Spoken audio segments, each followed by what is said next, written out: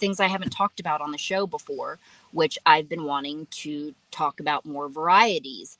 I mean, there's all sorts of things, people. Like, I watch stuff when I do find stuff that I like, that I have tons of comments about, just like this worst X thing on Netflix. So there's certain shows where I'm like, okay, I don't really, since I'm familiar with the dark side, I'm really still intrigued with it. It doesn't have to be necessarily supernatural, but it's learning about, psychopaths and all these different things, and what I've learned about personality disorders.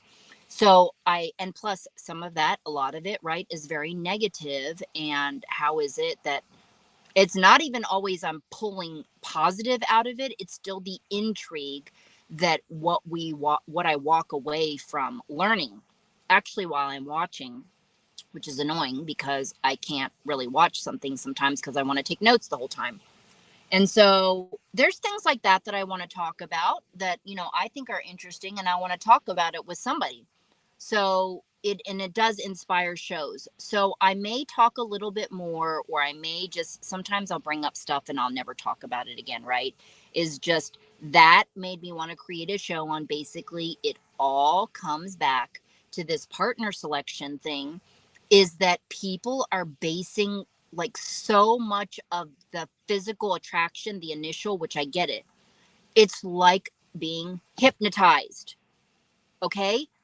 And then having sex and banging right away, and realizing, people getting pregnant and all these sorts of things, and realizing you didn't like the person. They don't have to even have a personality disorder or be crazy, right? It's just went too fast.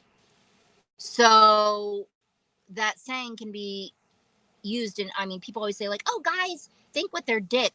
Well, girls think the same way too. I mean, when they don't have a dick, but think, from that perspective, and how do you not think like that? Because you want there to be some sort of attraction, but look at where it leads. So using discernment, and again, this goes back to a cultural thing, having patience, not being impulsive, and these things sometimes have to be learned.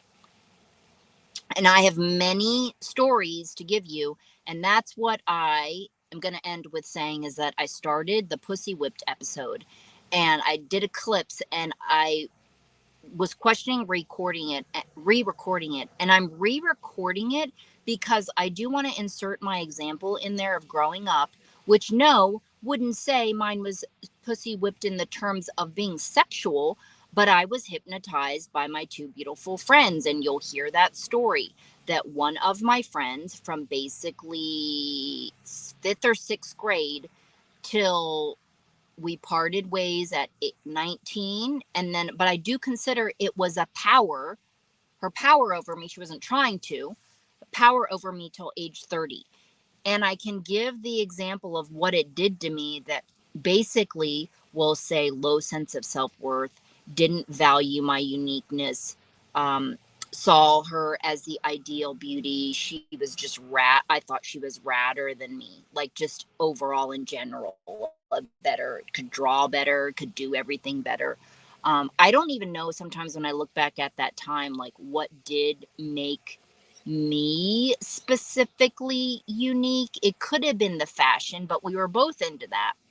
So, and then I haven't even told you, all the other things I could go into, just talking basically about dealing with myself. So to close that out, is that we're all learning. There's a lot of people that are learning certain things for the first time. Like, for instance, they keep picking partners or wanting to be, longtime partners for this physical attraction, and things go awry. Things go crazy. Things get sideways.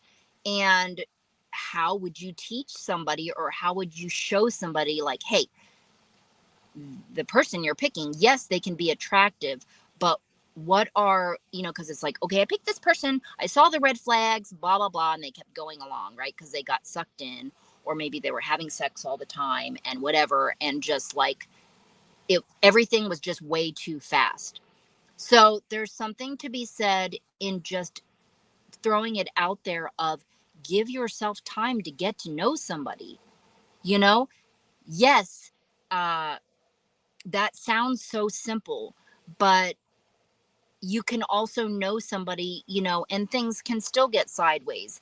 But really, the message is don't, I guess, let it be a driving force and don't lose yourself. And that is, regardless of any relationship, losing yourself so much that you sacrifice and or sacrifice things about yourself, compromise certain things about yourself that maybe you shouldn't, and that you compromise, you lose yourself, and you make maybe decisions that you wouldn't normally do, right? That's a behavior change. So just paying attention and becoming aware, that's really the message, people. I don't know that I need to more talk about this sort of stuff any more than basically saying I've been wanting to talk about it. Like every time I watch these things and these stories, talk to people out there, consider my dad as an example. Same thing too, like always picking beautiful women, getting fast, going fast. I'm talking very fast in this episode. And then I'm including myself that I want to do in this episode because I really feel like I was possessed and hypnotized. And then I did it with a male that I we'll say dated. It was not really dated. Shortly, I saw myself act outside of my character again. It's like, why the fuck did I do that? Like, why did I do that? Why was I driving by when I thought I'd be home? Like almost like just behaviors, right? That's like stalker. But like, I don't think I ever went out of my way. It's kind of like, oh, I'm in the area. And so I just did things that were so weird. And I recognize this out of my behavior. And I can only tell you this because I noticed it was almost like a relief. It was a release and a relief when that friend basically responded very negatively in an email. And so it was like a relief. And I think I had worked on myself enough between 20 and 30 that I was able to recognize it and be like, this bullshit, and or that I just didn't want to do it anymore. I don't know. I didn't want to maintain it anymore. And it's been like that most of my life, with maintaining and efforting more with friendships. So anyway, thankful, still blessed, whatever I learned from it. But I feel bad about myself that I feel bad thinking about myself back then in that situation. Like, wow, it was so like me being controlled, you know? Not feeling unique enough inside, and that makes me sad. So anyway, in and out, people in our lives, sometimes they stay, sometimes they don't. So I'll meet you in that next episode, and hopefully be talking about more fun things and stories as I go with the different people that I am meeting. And your homework: say thank you out loud to yourself. Any good thing that you consider, and we can talk about that in another episode. What does that mean to do good? That again sounds stupid and simple, but it's true that not a lot of people know what that means, because remember, again, in some ways it's a lot easier for people to do bad than do good. It's very true.